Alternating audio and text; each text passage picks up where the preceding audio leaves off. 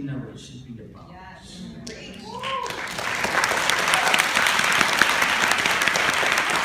And we should recognize that policing, this repressive, racist policing, these repressive, racist policing practices can be witnessed in many parts of the world. The global reach of policing is emphasized by the extent to which people all over the world took up the cause of Ferguson, especially Palestinians.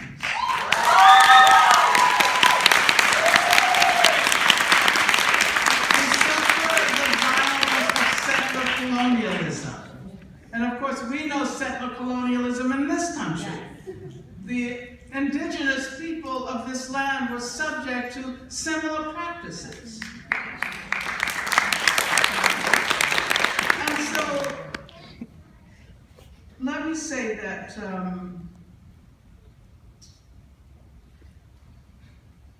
about Palestine, how central Palestine is has become in an intersectional framework to our justice struggles in this country.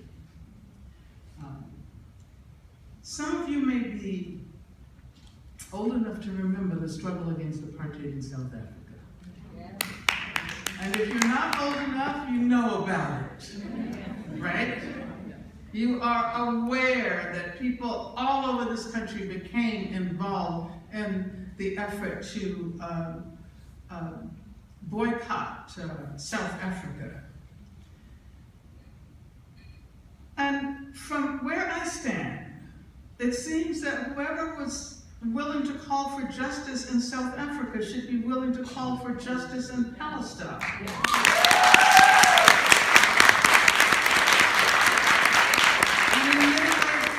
In 2015, Palestine is our South Africa.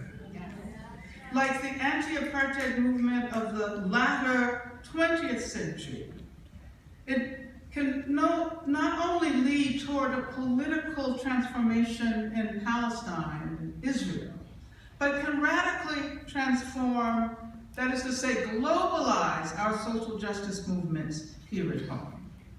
Racism is not simply a domestic problem. Homophobia is not simply a domestic problem. Involvement in the struggle for a free Palestine can radically transform our collective consciousness regarding our struggles for justice here at home. And we have to learn how to seriously engage with what we call the intersectionality of justice struggles.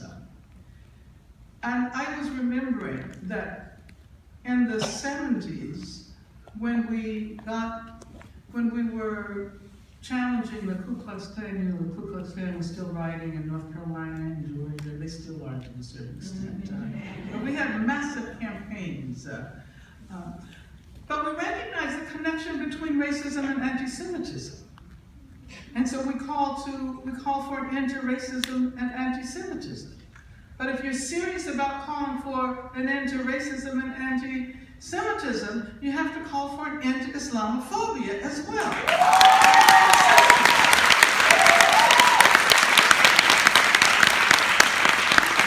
And so, let me conclude by saying that as we have learned from our Palestinian comrades, we call for the demilitarization of the police.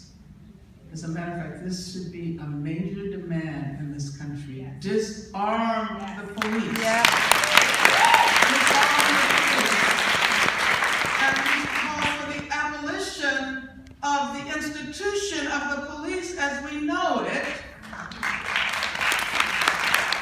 At the same time as we call for the abolition of imprisonment as the dominant mode of punishment. But let me say that this would be only the beginning of a long struggle to reimagine, reinvent, and recreate our societies. Thank you very much.